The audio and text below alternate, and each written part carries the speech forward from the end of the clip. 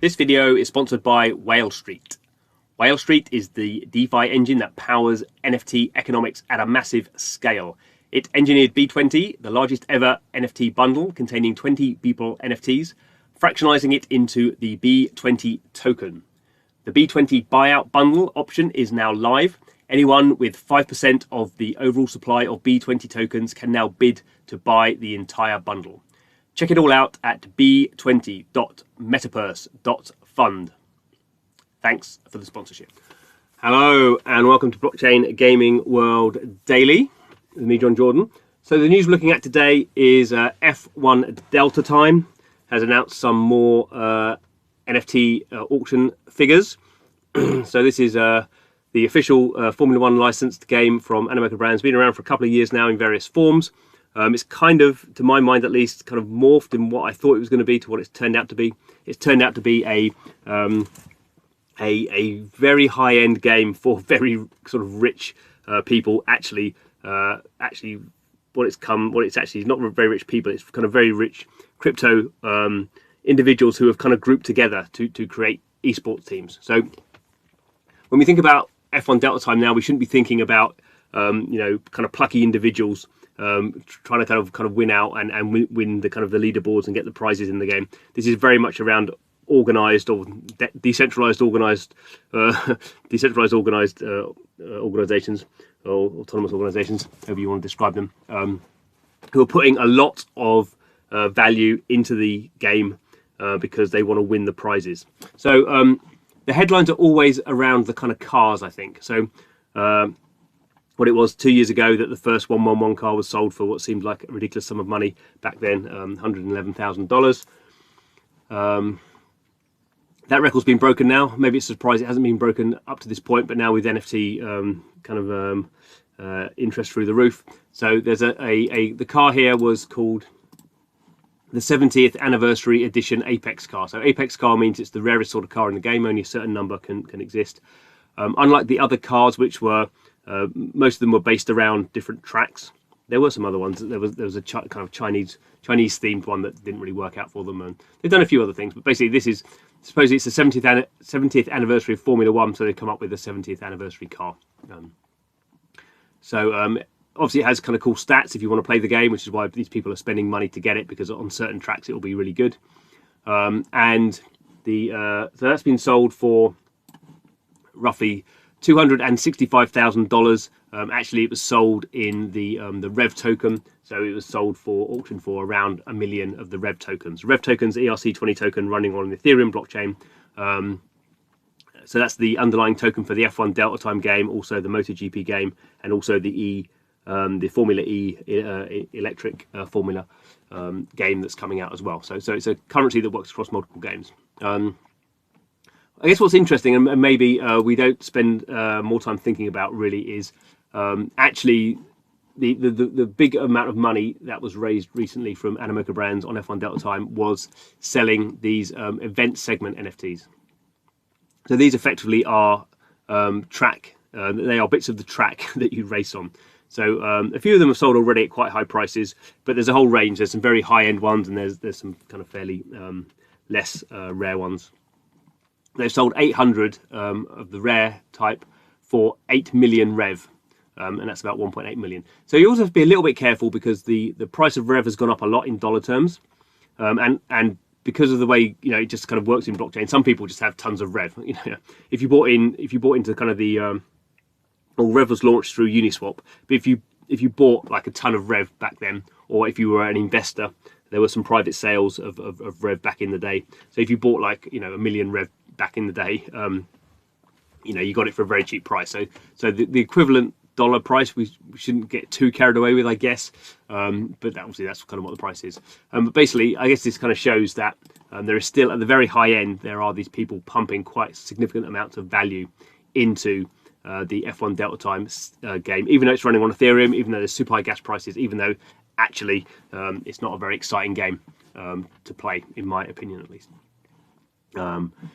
We can also go and have a look at the accumulation of what F1 Delta Time has done over time, because I was a bit surprised by this. Okay, so here is my little spreadsheet. Because I'm weird, I keep spreadsheets on things. Don't know how my brain works. So here, this is as accurate as I can make it. There may be some things I've missed out or got wrong. Just my sheet here. So here we have F1 Delta time, and as far as I can make out, these are all the trading that's happened. So some of these are specific cars, some of these are just general crate sales. So I may have missed out some of the crate sales or got the numbers slightly askew. But here we have in 2019, we have the first crate sale sold for 122 ETH, which was then a very tiny amount of money. Obviously that's changed a bit. The first car sold, the 111, 416 ETH. And then we're into 2020 here. I need a new color really for 2020. Let's rectify that live, as they say. Okay. Oh, yeah, it's fine. No, it's not. That's too bright. So you can see that there's been quite a lot of these sales. And here at this point here in 2020, they stopped doing it in ETH and started doing it in Rev, the underlying currency. Some of these are so the Monaco. This is an NFT, the first one to be sold, I think. And here we have the 70th anniversary car and the segment events. Okay, that's fine. What's interesting here is we have the total. So if I've done my spreadsheet right, that's the dollar total at the time of sale of all these. So we're up to $4.4 million worth of this is just auctioning. This is primary sales. So this is the developer selling to individuals. This isn't trading within the ecosystem. This isn't peer-to-peer sales. So they've raised $4.4 million for this game just by selling NFTs and crates.